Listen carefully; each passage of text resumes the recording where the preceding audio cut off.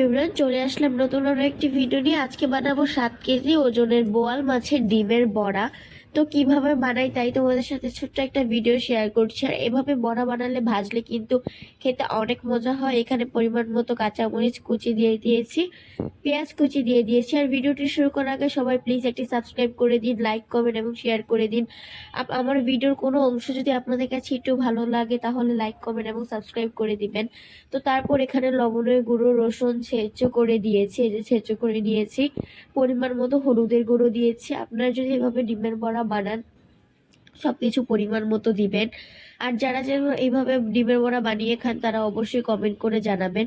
তারপর এই যে ডিমের সাইজটা দেখুন, ডিমের সাইজটা কত বড় ছিল। ডিমটাকে একটু চটকে নিচ্ছি। ডিমটাকে ভালোভাবে চটকে নেওয়ার পর মশলার সাথে ভালোভাবে মাখতে হবে। আপনারা চাইলে সাথে সাথেও ভাজতে পারবেন বা কিছুক্ষণ রেখেও দিতে পারবেন।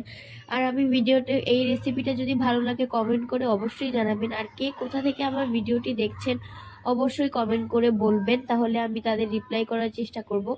আর এই যে দেখুন ডিম চটকানোটা আমার শেষ, ডিম ভালোভাবে চটকিয়ে নিচ্ছে।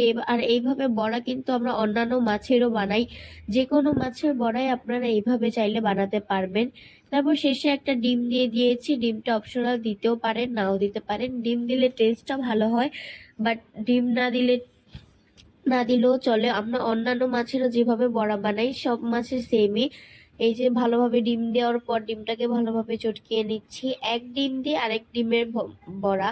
আর বোয়াল মাছটার সাইজটা কিন্তু অনেক বড় ছিল এবং ডিমের পরিমাণ কিন্তু প্রচুর হয়েছিল। এখান থেকে কিন্তু আমরা 30 থেকে 35টার মতো বড়া পেয়েছি, এরকম বড় বড়। এই যে ডিমের সাথে এটাকে কিন্তু ভালোভাবে মাখতে হবে, কোনো জায়গায় কম বেশি হওয়া চলবে না। কড়াই তারপর বসিয়ে দিয়েছি চুলার ওপর। কড়াইতে আমি পরিমাণ মতো তেল দিয়ে দিয়েছি, আপনার চাইলে ফ্রাই প্যানও ভাজতে পারবেন। তেল দেওয়ার পরে এখানে ডিমটা দিয়ে দিলাম। প্রথমে একটা ডিম দিয়েছি দেখার জন্য তেলটা গরম হয়েছে কিনা। আর ডিমের বড়াগুলো কিন্তু খেতে সত্যি অনেক মজা হয়েছিল। আমি আবার বলছি, ভিডিওর কোনো অংশ যদি আপনাদের কাছে একটুও ভালো লাগে অবশ্যই একটি সাবস্ক্রাইব দিয়ে যাবেন। আপনাদের একটি সাবস্ক্রাইব আমাদের নতুন একটি ভিডিও তৈরি করতে আমাদের উৎসাহ জাগায়। আমি ভিডিও ছাড়লে যদি আপনারা কোনো লাইক কমেন্ট না করুন মনটাই অনেক খারাপ হয়ে যায়, আর ভিডিও ছাড়তে ইচ্ছা করে না, তারপরও আমরা ছাড়ছি। এই যে দেখুন এক এক করে সবগুলো বড়া ভেজে নিচ্ছি। এইভাবে বড়া আমরা কিন্তু সবসময় ভেজে খাই গরম ভাতের সাথে। এরকম বড়া কিন্তু খেতে অনেক মজা লাগে। এখানে দেখুন বড়া আমাদের প্রায় শেষ, মানে হচ্ছে আর শেষ পর্যায়ে। তখন আপনাদেরকে একটা ভেঙে দেখাচ্ছি যে বড়াটার ভিতরে কত সুন্দর হয়েছে।